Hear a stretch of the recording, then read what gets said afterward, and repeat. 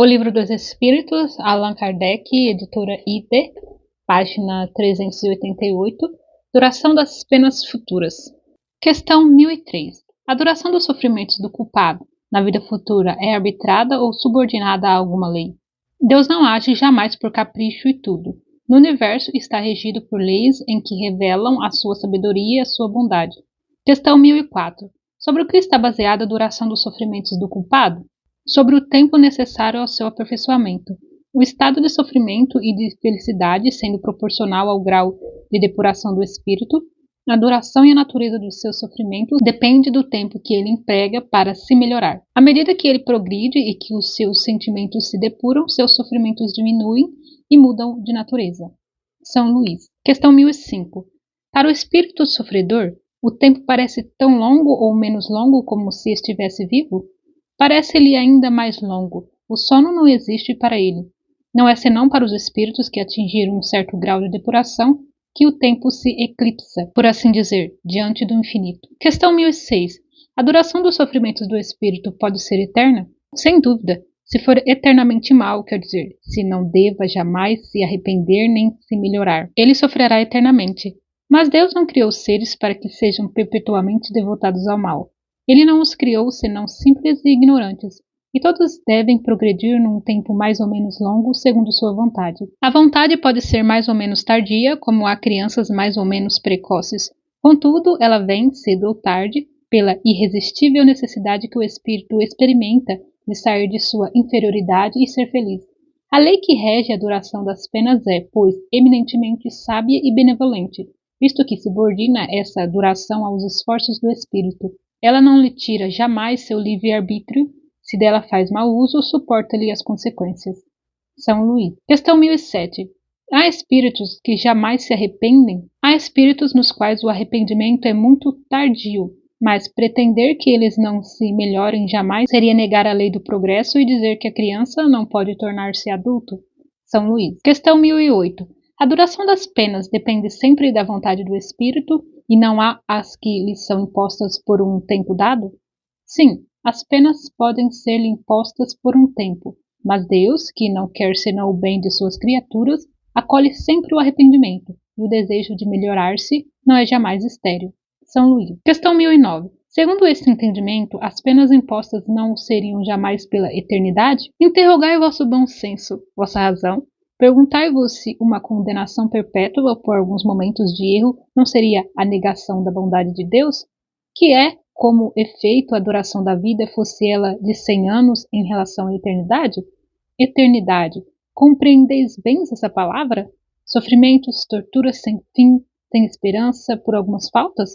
Vosso julgamento não rejeita semelhante pensamento?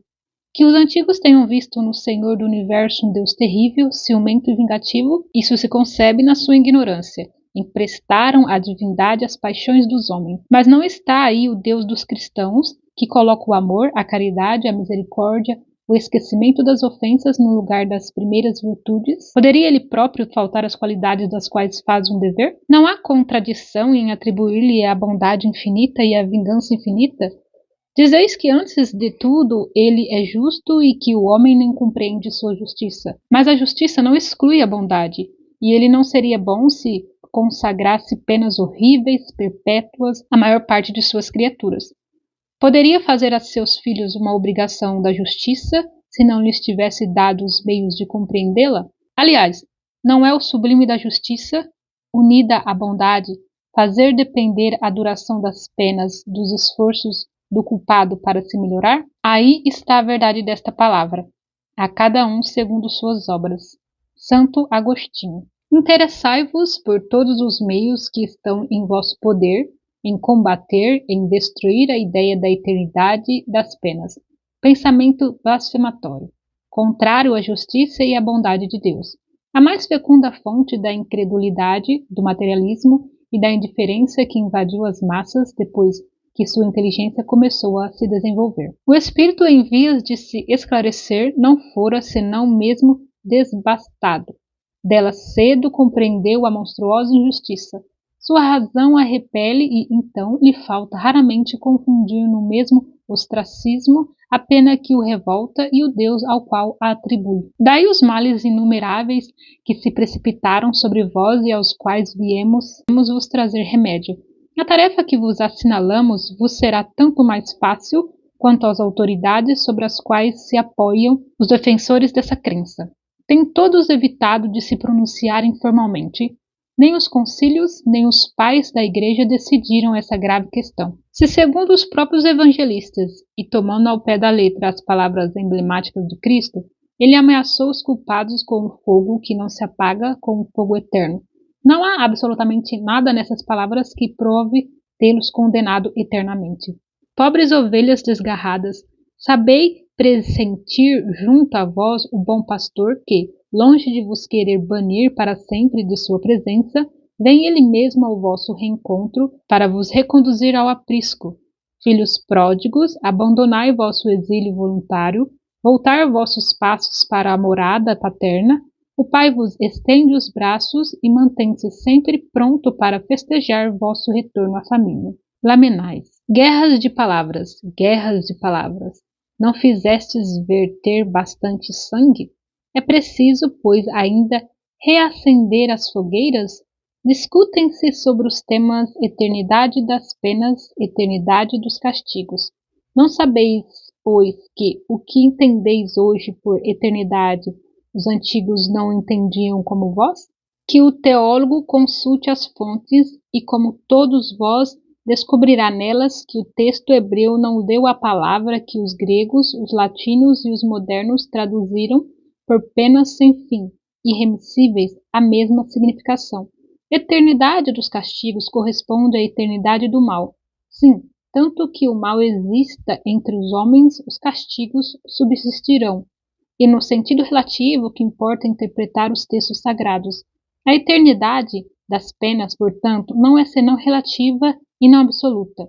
Dia virá em que todos os homens se revestirão pelo arrependimento com a túnica da inocência e nesse dia não mais haverá gemidos e ranger de dentes. Vossa razão humana é limitada, é verdade, mas tal qual é um presente de Deus e com essa ajuda da razão não há um homem só de boa fé que compreenda de outro modo a eternidade dos castigos.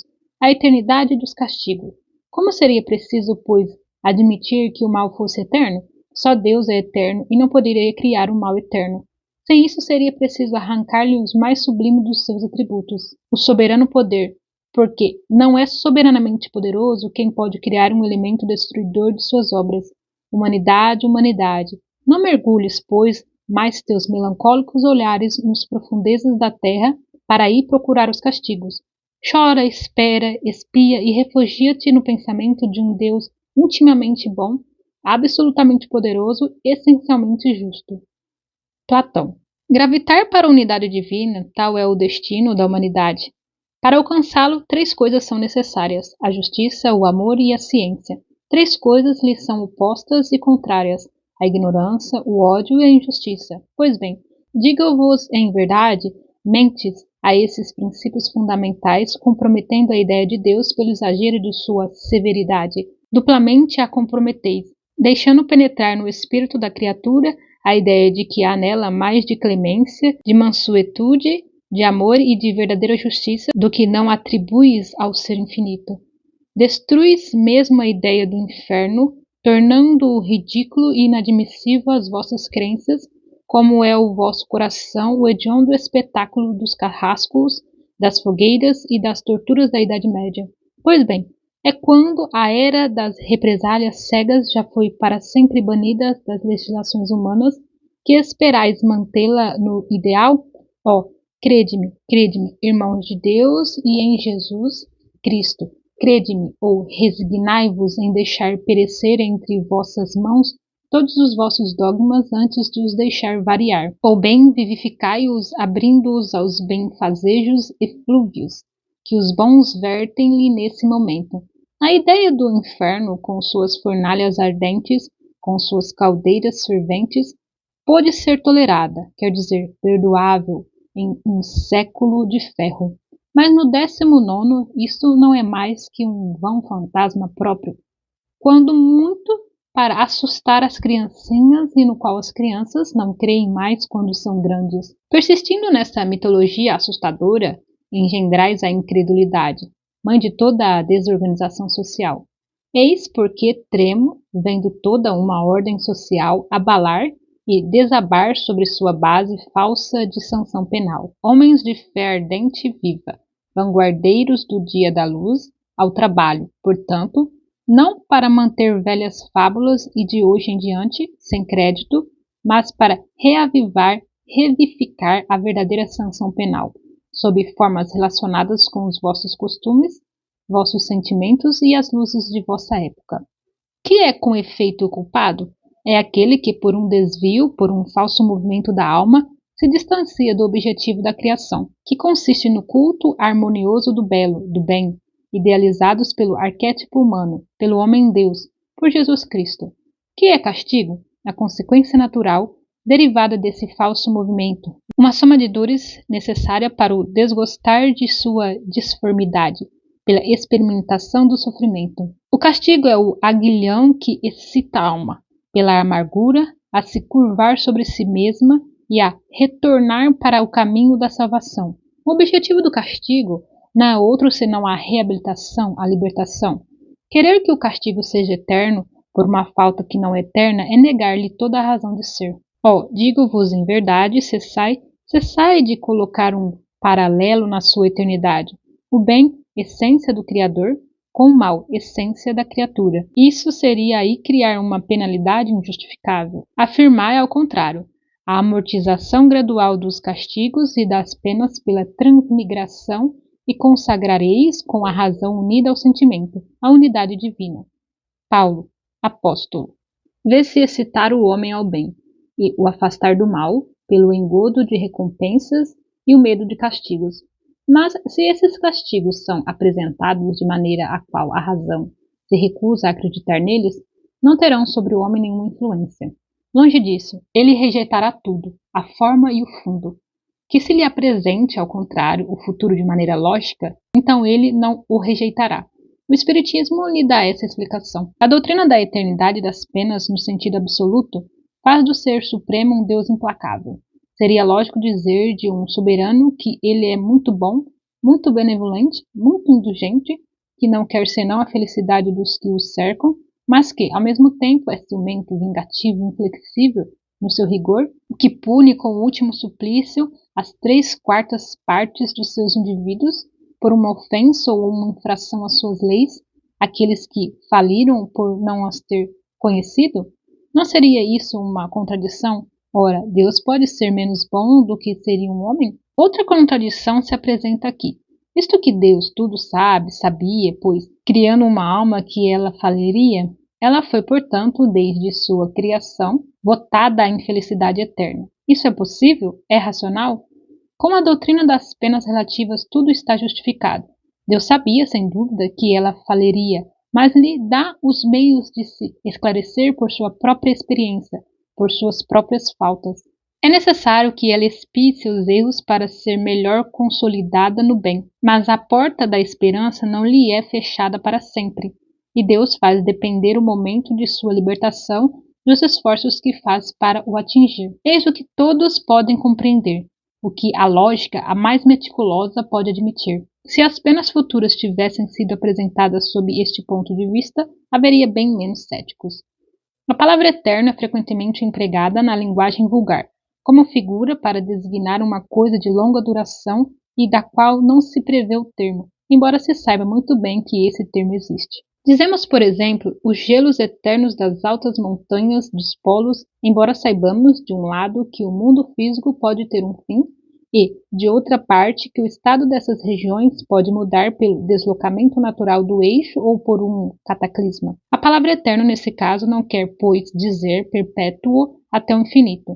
Quando sofremos uma longa moléstia, dizemos que nosso mal é eterno, que há, pois, de espantar em que os espíritos que sofrem depois de anos, séculos, de milhares de anos mesmos, o digam igualmente. Não olvidemos, sobretudo, que sua inferioridade, não lhe permitindo ver o extremo do caminho, creem sofrer sempre o que é para eles uma punição. De resto, a doutrina do fogo material, das fornalhas e das torturas emprestadas ao Tártaro do paganismo, está hoje completamente abandonada pela alta teologia, e não é mais senão nas escolas que esses assustadores quadros alegóricos são ainda dados como verdades positivas, por alguns homens mais zelosos que esclarecidos, e isso erradamente, porque essas imaginações jovens, uma vez saídas do seu terror, poderão aumentar o número de incrédulos. A teologia reconhece hoje que a palavra fogo é empregada figuradamente e deve-se entender como um fogo moral. Os que seguiram como nós as peripécias da vida e dos sofrimentos de além-túmulo nas comunicações espíritas puderam se convencer que, por não ter nada de material, elas não são menos pungentes. Com relação mesmo à sua adoração, certos teólogos começam a admitir no sentido restrito, indicado acima, e pensam que, com efeito, a palavra eterno pode se entender como as penas em si mesmas, como consequência de uma lei imutável e não sua aplicação a cada indivíduo. No dia em que a religião admitir essa interpretação, assim como algumas outras que são a consequência do progresso das luzes, ela reunirá as ovelhas desgarradas.